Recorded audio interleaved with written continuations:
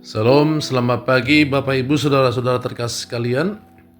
Hari ini Rabu 2 April 2025.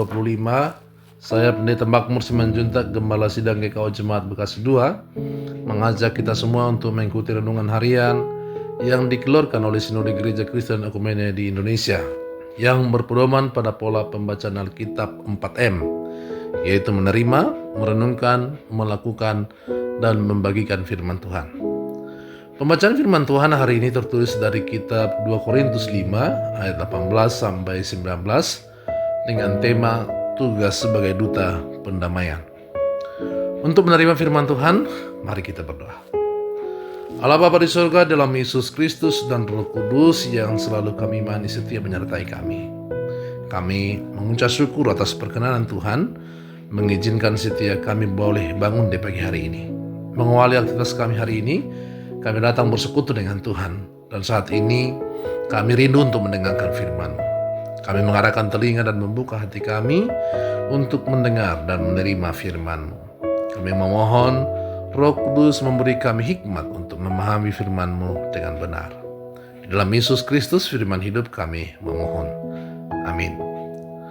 2 Korintus 5 ayat 18 sampai 19 berbunyi, semuanya ini dari Allah, yang dengan perantaraan Kristus telah mendamaikan kita dengan dirinya dan telah mempercayakan pelayanan pendamaian itu kepada kami.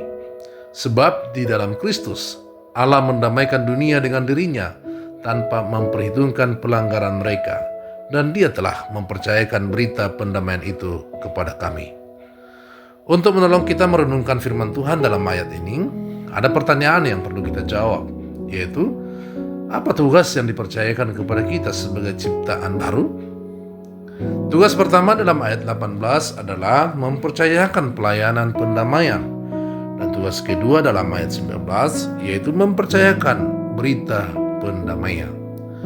Sebagaimana tema renungan pagi hari ini yaitu tugas sebagai duta pendamaian, ada syarat yang harus dipenuhi terlebih dahulu. Sebagaimana dalam ayat 18, yaitu seorang duta harus diperdamaikan terlebih dahulu dengan Allah. Sebab seorang duta harus hidup mencerminkan tugas yang diembannya. Seorang duta harus hidup mewakili negara yang diwakilinya. Sebab jika tidak demikian, dia hanya seorang penipu yang hidup dalam kemunafikan. Seseorang yang diperdamaikan dengan Allah itu bukan karena tindakan manusia yang mencari Allah.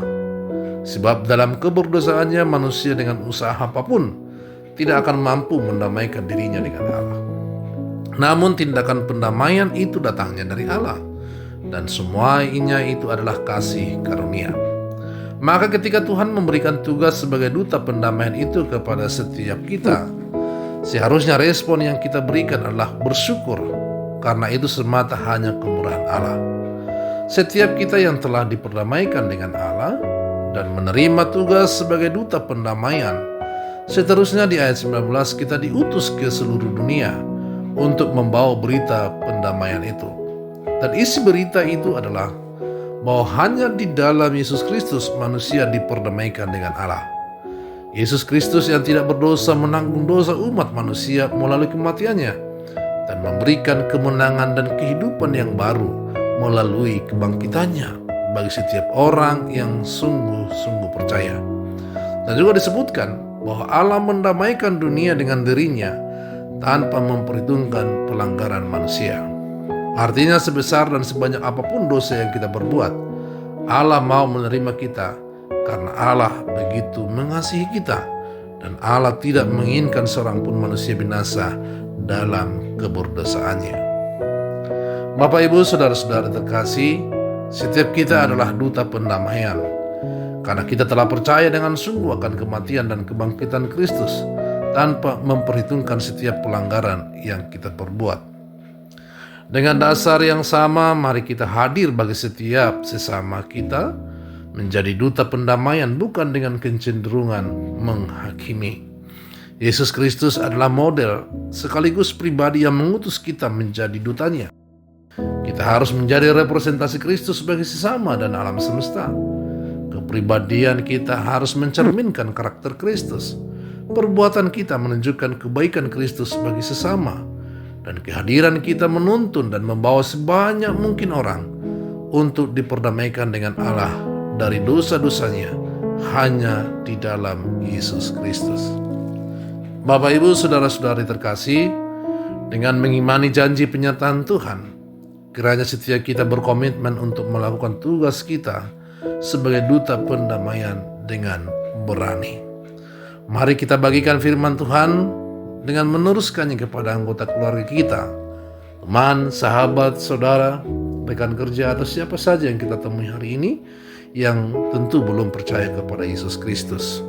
Tuhan menyertai dan memampukan kita semua. Amin. Mari kita berdoa. Allah Bapa di surga, kami mengucap syukur atas firman-Mu yang telah menguatkan sekaligus mengingatkan kami kembali atas panggilan kami sebagai duta pendamaian di pagi hari ini. Tolonglah kami dalam Roh Kudus untuk setia melakukannya. Tolonglah kami hari ini untuk berpegang teguh pada firman Tuhan, untuk melakukan seluruh aktivitas, pekerjaan, dan panggilan hidup kami. Dalam Yesus Kristus kami berdoa dan memohon. Amin. Selamat beraktivitas buat kita semua. Tuhan Yesus menyertai dan memberkati.